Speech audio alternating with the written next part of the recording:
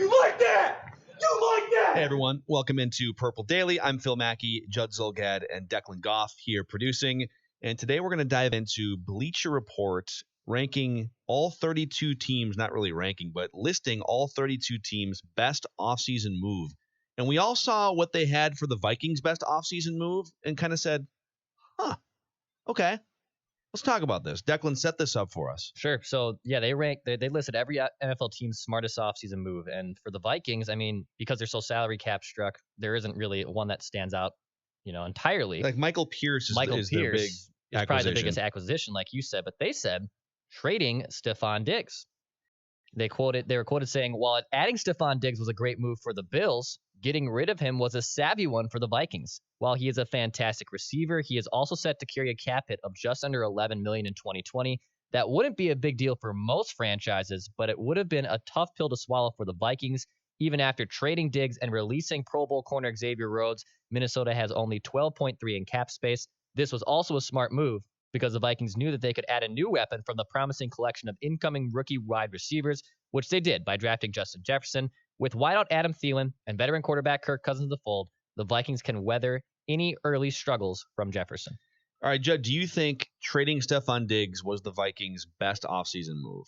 I think it was their best offseason move, and I think it was their worst move. Wow. I think it was both.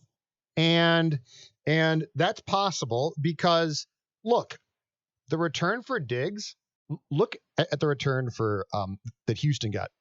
Bill O'Brien, who's clearly a fool. Look at the return that he got for DeAndre Hopkins from the Cardinals, right? Mm-hmm.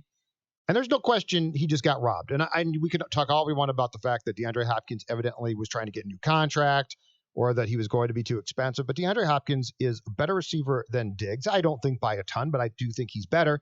And the Texans basically just got done. They just got had. Yeah. Rick Spielman, to his credit, did not. Rick Spielman got a good return for a guy who, I don't care what they try and tell us, forced his way out. They had to trade him.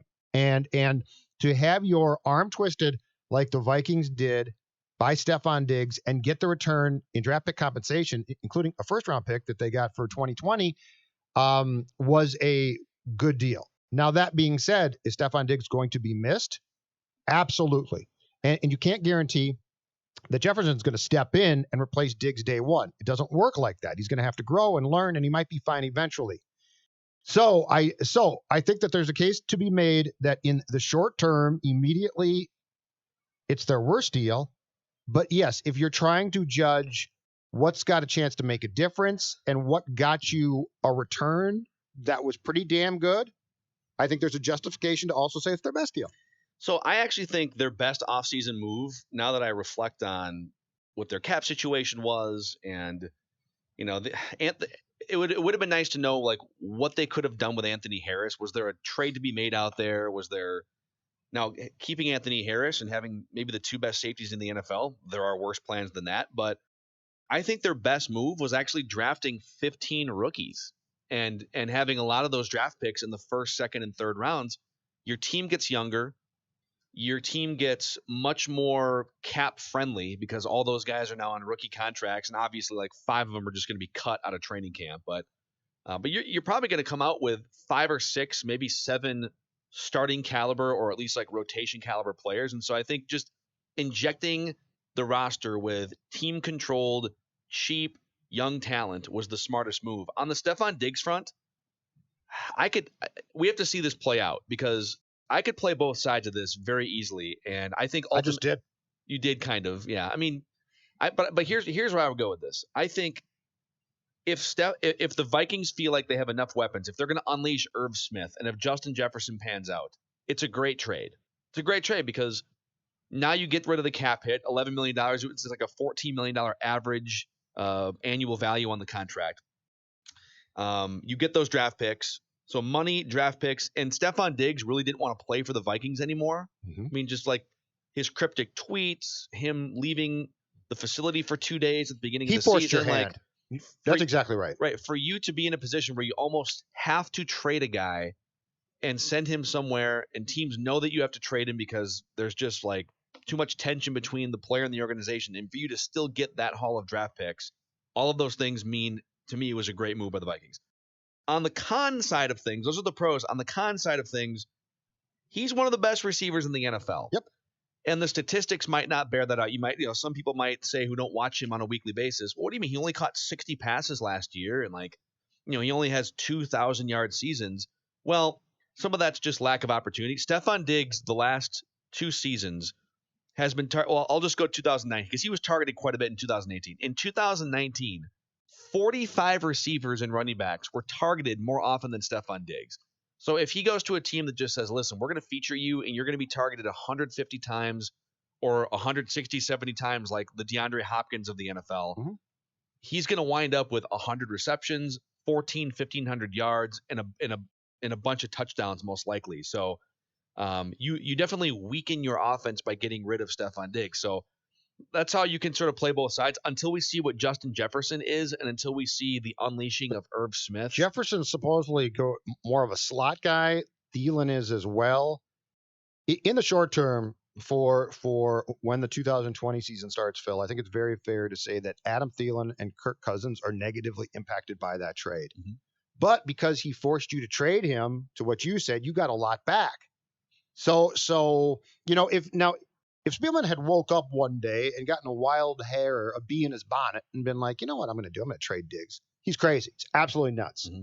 But when that's kind of what it seemed like with Bill O'Brien and DeAndre Hopkins, right? I can't really get along with this guy. And it sounds like Hopkins there had been rumblings or discussions about a contract extension that the Texans, because of their current contracts and Deshaun Watson's upcoming one, didn't feel that they could give out. But, the point is, I think that that's absolutely correct, that you can make cases for the good and the bad of the Diggs trade. The issue, the untenable thing, though, is to bring Diggs back, say, I don't care, and now it's a problem. The one thing that I think backfired on the Vikings that they wouldn't acknowledge, and the player doesn't hurt them, but the salary does, is the one that you brought up, the Anthony Harris one to me.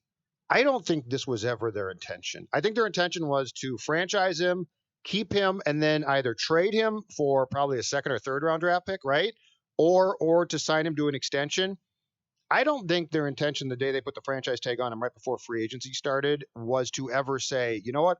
We hope he plays on a 1-year, $11.4 million tag. In fact, it kind of felt like, and man, I should probably preface what I'm about to say, just so we're entering the realm. Reckless speculation. Right? Oh boy. It kind of felt like I missed that. we're going to have plenty more reckless speculation at some point when sports come back. Let's get back to it.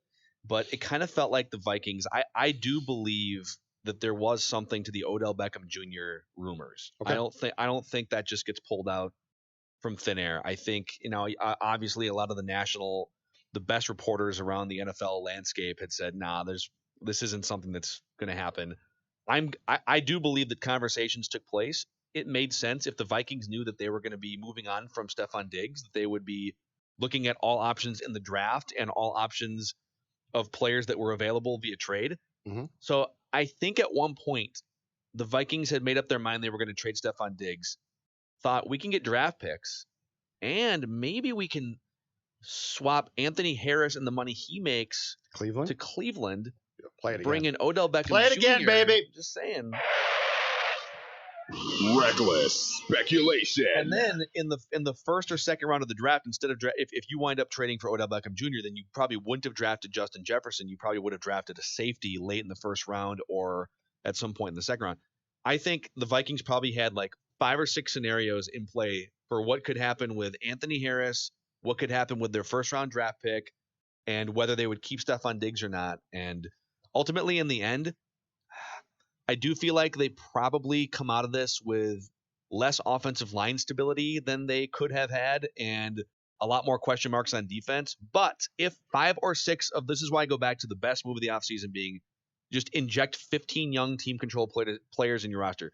The chances of you whiffing on all 15 of those players is 0. You're going to wind up with 4 to 5 to 6 quality players. But how quickly? You're going to 4 to 5 positions. 2020 year, 2 first-round picks are going to have to play. That's the thing. It probably Cleveland. It probably doesn't fully come to fruition until 2021. That's the only issue. Well, let me ask you this: has the Vikings' best offseason move not happened yet? or has most of them been set in stone. I'll get you right. Reckless speculation. What are the options on upcoming moves? Because I do believe that they're still going to sign a veteran corner. Sure. I'm not going to call that the best move, though. Yeah, they have enough money. There's 2 or 3 cornerbacks still sitting out there that are probably going to cost between $3 and $10 million, depending. And you know on what? To be fair, Michael Pierce might be a great move. I just don't know. Like that's an interior D lineman. It's just so hard to sit here and be like, oh, Michael Pierce is going to make a huge difference. But that might be a great move. I just don't know if it's a great move. I don't see him being a Linval Joseph type move. But we don't know. When the Vikings signed Linval, it was all right. This dude comes over from the Giants. He's bona fide. I think it's a good, it's a stopgap move. It's a stopgap. But we could move. be pleasantly surprised. The cornerback that they will sign, most likely, whoever that is a stopgap move. They could also just bring back Everson Griffin. That's definitely still in play. Which I'm half expecting to happen at this point in time. Yeah. You're not signing anywhere. What would are there any other real candidates for best offseason move by the Vikings? I can't wrap my head around getting rid of Stefon Diggs is not it's a move that could pan out, but it's also not a move that you should be celebrating necessarily. Well, it's contingent on a lot of things happening. You know what? Justin Jefferson. If you hadn't just recommitted to Kirk Cousins, it's much easier to justify the Diggs thing, right? If you were like, oh, let's try again with Kirk, but this might be the last year, and Diggs is gone now, and that sort of sucks, but he forced his way out. Mm-hmm. It feels like if that was the case, that you might be like, okay, it's very hard to get your head around exactly what they're doing because of the recommitment to Cousins, and you just took away a receiver who was absolutely important, crucial, potentially to his success. And now the question is Thielen, if he's not the 1B now and he's the clear 1A and it's not close, is Thielen going to be that good? Is he going to be a semblance of that player that he was previously? The Cousins commitment to me is where I get confused about maybe the sense of direction here. Yeah. Well, we'll find out. Hopefully in September, unless they let's move the pretend season like back. we're going to today. Okay, let's just pretend like football's going to happen. Football, please come back in September. Somebody, we miss you. We miss you. I miss OTAs. I miss mini camps would be happening right now. I never thought I'd miss shorts and shells, but I miss shorts and shells. We'd have juice right now. We'd have football juice if we had OTAs. Mm-hmm. That's a wrap on this episode of Purple Daily. Thank you for hanging out with us. Please check out our podcast feed, Apple, Spotify, and scorenorth.com. Or if you haven't already, subscribe to our YouTube channel, youtube.com/scorenorth. And we will see you next